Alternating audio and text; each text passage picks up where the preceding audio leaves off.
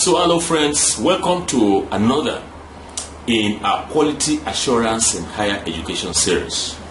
I'm Peter Okebukola, former executive secretary of the National Universities Commission in Nigeria and currently president of the Global University Network for Innovation in Africa. Over the last 10 years, we have been involved in the setting up of and running of new universities. And we thought it would be interesting for us to share with you the results of our studies that showed the ingredients for successful takeoff of new universities. So in this session, we shall be learning of those exemplary practices, those good practices that are important if the goal is for you to set up a new university and for that new university to attain great heights in the shortest possible time. So we will be having an exciting time in this session. Yeah, so here we go with good practices which will ensure that a new university takes off effectively. Where are we getting data for this presentation? We examine reports of accreditation exercises, institutional accreditation exercises from several universities, several new universities in Africa. We specifically dug into reports of institutional audits, 35 institutional audits of new universities spread all over Africa, and also from the personal experience of us, leadership of Guni Africa, former vice chancellors, former executive secretary, and we assume that the new university that we are looking at must have been legally established. So it's not an illegal university. And the National Accreditation Agency should have approved its programs, to run. And we're also assuming that the basic facilities and infrastructure for takeoff programs are already in place. But what do we mean by a new university? For the purpose of this presentation, a new university is defined as one that is less than 10 years old. And a successful university that we are aiming for is one that is producing quality graduates, graduates that are nationally relevant and globally competitive. So what are these good practices for successful takeoff that we're able to gather from all our numerous data sources? The first one, but by the way, not in any order that we'll have them on the next few slides. The first is appointing a good foundation vice chancellor and good principal officers. If the leadership is poor, then the foundation will be challenged, will be compromised. So we must get a vice chancellor who is starting that university that is towering in terms of scholarship, that is towering in terms of managerial abilities. So let's get that vice chancellor from anywhere in the world and let him be our foundation vice chancellor. Because when the foundation is laid and laid solid, then that takeoff of that university successfully is guaranteed. The next thing we found from all our data sources is that you should appoint high quality academic staff. Appoint them from anywhere in the world. Not necessarily from your country, not necessarily from your tribal area, not necessarily from the local community. Anywhere you can get the top quality academic staff, employ him or her to start that university. And then the good staff is in place. The facilities are in place. What about the students? If you get poor quality secondary school products into the university, chances are very high that you have a lot of hardship in processing them to be good quality. So the better thing to do is to get them to be good quality and not rejects from other universities.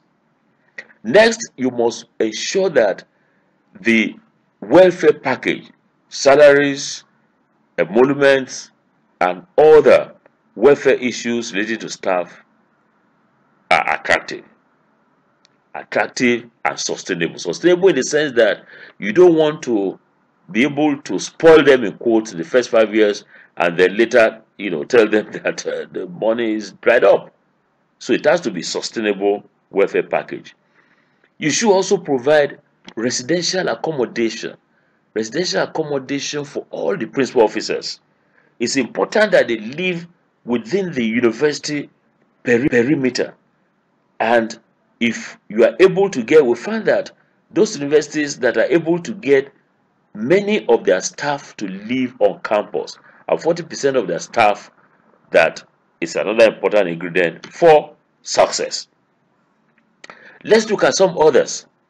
Now it's a new university, but you should be able to establish within the first 5 years some programs, one or two, that are standing out, that are unique to that university. That will say, oh yes, if you want to read architecture, go to this particular university. If you want to read medicine, go to this particular university. So just one or two programs to make you stand out in the first few years. What it means is that you are now creating this to be centers of excellence. You are now getting the best quality staff to populate the faculty. You are getting the best quality students. The resources are good enough for you to create them to be unique and stand out. Next, you should have sustainable funding for the university for at least 15 years. It's a new university. You should have in place some endowment, some long-term projection of funds by the proprietor and other funding sources, tuition, user fees, to sustain that university without any quaking for about 15 years. You also have to enforce staff and student discipline. We found that those universities that are successful have this particular factor as featuring. That is, staff and students are disciplined. Discipline in this sense will mean academic discipline, will mean moral discipline, will mean ethical discipline. These will have to be enforced. And then publicity for the activities of the university is important. If you are a good university and nobody out there is seeing what you are doing, then they may not know what good things you are doing. So you have to ensure that publicity is intense, good publicity intense, and you should avoid bad press at all times. The moment you get bad press, it annuls most of the good tidings that are being heard from your university. So through public lectures, you announce your public lectures so that the town can come, and you make joyful noise in quotes in the media, newspapers, electronic media, television. People will get to know what you're doing.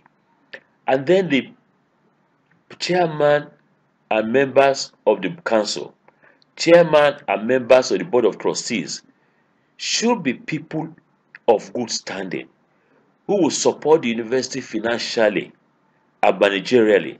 They shouldn't be people who will come to squeeze from the meager resources of the university, who will be asking for money for university, asking for contract from the university. So let's go on. The university that is successful, we found from our studies, the university is one that has good liaison and good understanding and rapport with the National Accreditation Agency, because this agency and the professional bodies, they will keep guiding you. They will keep putting you along the path of righteousness, academic righteousness, managerial righteousness. So a good and steady liaison should be established with the accreditation agency. And at the point of employing a staff, or at the point of admitting students, the rules governing the university, the regulations governing the university should be communicated, to them, and for in case of students, to their parents. And the sanctions that go with these rules or regulations will also be clearly stated. And the student should sign for copies, to sign that he or she has accepted, if they have accepted those rules, and they should be kept in their files, so that when there's a breach of any of the rules, you can impose, you can invoke the sanction, and the student or staff will not be able to escape because the copies, were accepted to abide by the rules and regulations. Before you know it, the programs of the new university are ripe for accreditation. So from the first day, you start preparing for the first accreditation of the program. The last thing I want to list here is that the proprietor should not micromanage the university. The proprietor should not come there like a principal of a school and be directing the vice chancellor, directing the principal officers, calling staff, calling students into the office. What should happen is that the proprietor should intervene through established governance structures. In a university, you have senate. In a university, you have council. In some universities, you have board of trustees. So the proprietor should not, in quotes, poke his or her nose into the affairs of the university, set policy, set guidelines that will be transmitted through the chain of command of structures that are already established in the university. So it is now to wish you every success in your new university. We hope you have found these recommendations helpful that we have gleaned from several data sources. Thank you.